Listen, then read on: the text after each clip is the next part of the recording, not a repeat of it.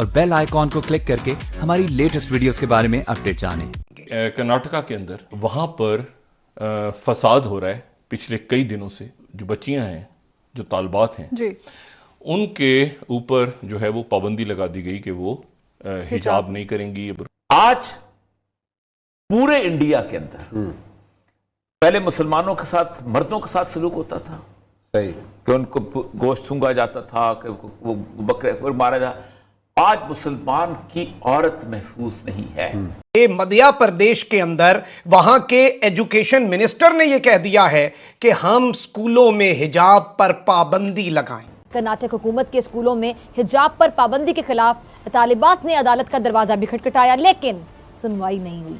बाहिजाब लड़कियों की जिंदगी इस कदर मुश्किल बना दी गई, इस कदर अजीरन बना दी गई कि आरएसएस बाहिजाब लड़कियों का रास्ते से गुजरना मुहाल कर देते हैं। में वजीर आजम इमरान खान ने चीनी खबर रसां इदारे को इंटरव्यू में इस मामले पर इजहार ख्याल किया है और कहा है कि कश्मीर का तनाज़ा पाकिस्तान और भारत के दरमियान अहम मसला है। उन्होंने ये भी कहा कि हम तमाम मसाइल का हल सियासी मुज़ाकरात के जरिए चाहते हैं, जबकि तवक्को ये है कि जल्द या बदेर हम इस मसले को बातचीत से हल कर लेंगे। भारत की तरफ से मकबूजा कश्मीर की खुसूसी हैसियत के खात्मे के बाद से पाकिस्तान और भारत में मुज़ाकरात का दरवाजा सख्ती से बंद है। ऐसे में वजीर आजम इमरान खान ने चीनी खबर रसां इदारे को इंटरव्यू में इस मामले पर इजहार ख्याल किया है और कहा है कि कश्मीर का तनाज़ा पाकिस्तान और भारत के दरमियान अहम मसला है।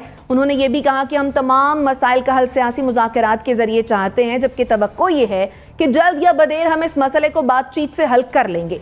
सवाल यह है कि क्या पाकिस्तान और भारत के दरमियान बातचीत से कश्मीर का मसला हल हो सकता है? जनरल साहब, वज़ीर आज़म साहब ने तो कहा कि बातचीत से जो है ये जल्दी या फिर कुछ देर के बाद मसला हल कर लेंगे, लेकिन आपके ख्याल में मसला कश्मीर का हल क्या है, जंग या फिर मुज़ाकरात? हम ठोकर खाते हैं मोदी आएगा और मसला कश्मीर हल हो जाएगा। हमारी गवर्नमेंट की पॉलिसी थी है और मोदी ने आके आपको टाइट कर दिया, आपके स्क्रू सब टाइट कर दिए और ऐसा किया कि कश्मीर को एनेक्स कर लिया। पहले कश्मीर पर काबिज था, फिर उसको उसने एनेक्स कर लिया। हम कुछ नहीं कर सके, हम खड़े रहे धूप के अंदर 2-3 घंटे तक, बाद अपने घर चले जाके सो गए हम नमाज पढ़ के जुमे की। और उसके बाद हमारा सफ़ीर जो था कश्मीर का वो भी चुप हो गया। और कि जनरल साहब होते थे, हम तो नहीं होंगे, कोई और होगा, रेफरेंस दे रहा होगा। कैसा प्रोग्राम ये हुआ था? देखिए, जो वज़ीर आज़म साहब बात कर रहे हैं मुज़ाकरात के हवाले से, वो अक्सर ये बात करते रहते हैं कि अगर भारत के साथ बातचीत हो गई तो मामला हल होगा। लेकिन बड़ी सीरियस बात हुई है कि हम क्या वेपन देंगे कश्मीरियों को? अगर वेपन अब देंगे तो फिर हाफिज़ सईद को क्यों बंद किया हुआ है? देखिए ना, जनरल परवेज़ मुशर्रफ के दौर में 4 जनवरी 2004 की जो स्टेटमेंट थी, उसके बाद तो ये मामला बंद हो गया था। फिर अभी 5 अगस्त 2019 के बाद वज़ीर आज़म साहब ने जो इक़दामात की मंजूरी दी, बसें बंद, ट्रेन बंद, आना जाना बंद, वहाँ हाई कमिश्नर नहीं है, इधर हाई कमिश्नर नहीं है, तो बातचीत वाला ऑप्शन तो हमने हमेशा खुला रखा है। लेकिन मुझे नहीं लगता कि ये प्रेजेंट जो मोदी की फैसिस्ट गवर्नमेंट है उसके अंदर कोई बातचीत हो सकती है। ये तो एक क्लियर अंडरस्टैंडिंग अब हो जानी चाहिए। अब इनसे हम कितनी और उम्मीद लगाएंगे? लेकिन अभी जो इस प्रोग्राम में बड़ी सीरियस बात हुई है ना, उनको वेपन्स देने की, हथियार देने की, ताकि वो अपनी आर्म स्ट्रगल को आगे ले जाएं। पहली बात तो ये है कि अगर आप ऐसा करेंगे, क्या बैनुल अक़वामी सतह पर आपको कोई प्रेशर नहीं आएगा? वो FATF जो कि आए रोज आपके हाथ मरोड़ता रहता है, और अब IMF ने भी कह दिया है कि उनसे आप पहले खुश करके उनको आए तब आप हमसे बात करें, तो क्या उसकी कोई रेपरकशंस हमारी तरफ नहीं आएंगी? अगर आ गई तो हमारी क्या ऑलरेडी जो घुटी हुई मईशत है हम उसको और घोट देंगे? तो इस बात का भी थोड़ा सा हमें ख्याल रखना चाहिए। इसको मद्देनजर रख के फिर अपनी स्ट्रेटेजी बनाए।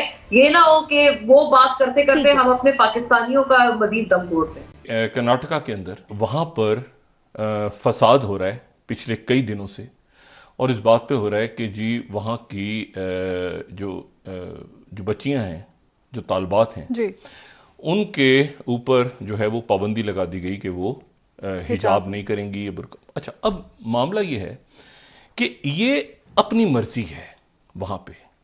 ये वहाँ पर वो तालबात जो हैं वो उन्होंने सर को ढांपना शुरू किया, फिर ये हिजाब पहन लिया, तो उसके साथ ही ये हुआ कि वो वहाँ पर हुकूमत की रियासत, क्योंकि बीजेपी वो बदकिस्मती से उस तरफ चला गया है पूरा एक इंतजाम, उन्होंने अपने लड़कों को और उनके जो एक नौजवान हैं, अब आप ये देखें, ये वो है जो आगे की नस्ल है, उनसे कहा कि आप ये ज़ैफ़रान के जो उनका है ज़ाफ़रानी कलर पहन के और वहां पे लड़कियों को हरासा करो। अच्छा, फिर उनके साथ वो जो इंतहा पसंद लड़कियां भी वो भी साथ शामिल। अब ये तो देखिए, अगर वो पीछे उनके जा रहे हैं, वो उसके बाद मजाक उड़ा रहे हैं। नाज़रीन, नाम नेहाद सेक्युलर भारत का मकरू चेहरा एक बार फिर से बेनकाब हो गया। मोदी सरकार ने बाहिजाब खवातीन का जीना मुश्किल कर दिया। भारतीय रियासत कर्नाटक में बाहिजाब तालिबात पर जिंदगी तंग कर दी गई। कर्नाटक हुकूमत के स्कूलों में हिजाब पर पाबंदी के खिलाफ तालिबात ने अदालत का दरवाजा भी खटखटाया, लेकिन सुनवाई नहीं हुई।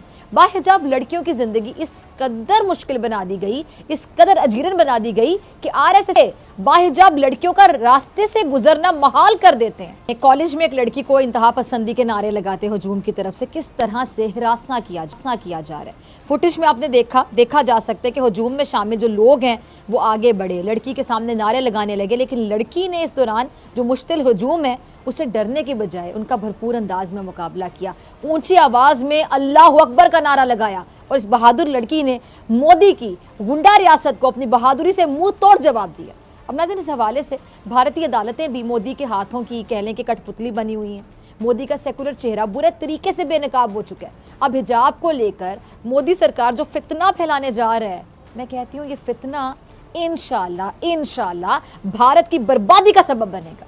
अब फसादात से बचने के लिए मोदी हुकूमत ने 3 दिन के लिए तालीमी इदारे बंद कर दिए, लेकिन ऐसा करने से भारत की बर्बादी थोड़ी रुकेगी। मोदी की जो कट्टर एक हिंदू सोच है, उसने कुछ दिन पहले शाहरुख खान उसके गिर्द भी घेरा तंग किया जब वो भारतीय गुलकारा लता मंगेशकर की आखिरी रसूमात की अदायगी पर पहुंचे और उन्होंने दुआ मांगने के बाद अपने चेहरे पर लगा जो मास्क है उसको हटाकर उन्हें फूंक मारी थी। ये होने की देर थी कि भारतीय कठपुतली मीडिया और मोदी के जो गुंडे हैं उन्होंने तो आसमान सर पे उठा लिया। शाहरुख खान पर यहां तक इल्जाम लगा दिया कि उन्होंने लता की मैयत के पास थूक फेंक दी है। मध्य प्रदेश के अंदर वहां के एजुकेशन मिनिस्टर ने यह कह दिया है कि हम स्कूलों में हिजाब पर पाबंदी लगाएंगे। अब कोई मुसलमान बच्ची हिजाब नहीं पहन सकेगी और यह सिर्फ और सिर्फ आगाज है और भारत की हुकूमत भी तमाम तर इक़दामात करने पर तुल चुकी है। कर्नाटका में यह वाकया पेश आया और इस वक्त कर्नाटका की जो सूरत हाल है, आप ये खबर देख सकते हैं, मैं नहीं कह रहा, इंडियन एक्सप्रेस कह रही है, Karnataka hijab controversy highlights, Karnataka government orders closure of educational institutions for 3 days। 3 दिनों के लिए नाज़रीन इकराम कर्नाटका के तमाम तर तालीमी इदारे बंद कर दिए गए हैं।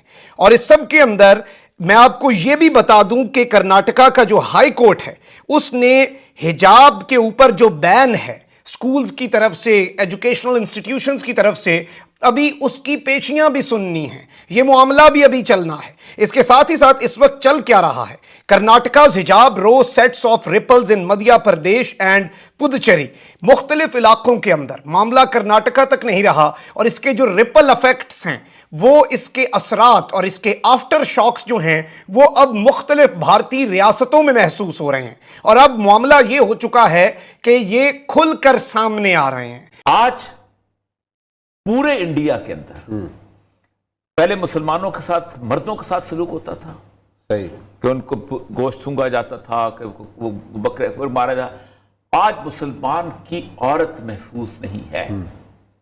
हिजाब छीने जाते हैं, खींचे जाते हैं, इस कैफियत के अंदर होते हैं। इस मुल्क में फैज अहमद फैज वियतनाम पे नज़में लिखता रहा है, अंगोला पे लिखता रहा है, फराज लिखता रहा है, ठीक है, कासमी साहब हमारे बुजुर्ग होते सब लिखते रहे हैं, आज भी शायर अदीब जिंदा है। इस बच्ची पे किसी शख्स को रोना नहीं आ रहा। आज उठने आए 4 मिनट की चू चू चाचा के ऊपर सबकी हेडलाइन होगी आज 8 बजे के शो। हमने सिर्फ फैसला कहता है कि नहीं, कोई तो एहसास करे, इस उम्मत के कोई तो एहसास करे क्या है। आज बात करेंगे अगले हम भी सेगमेंट में करेंगे, क्योंकि 8 बजे की मजबूरी है कि हमने में सांप और न्योले की लड़ाई का शो दिखाना है। लेकिन ये वाला जो वाकया हुआ है ये तो पूरे मीडिया की ज़ीनत है। ये हर उस मुसलमान मर्द के मुंह पर तमाचा है जो इस औरत ने मारा है।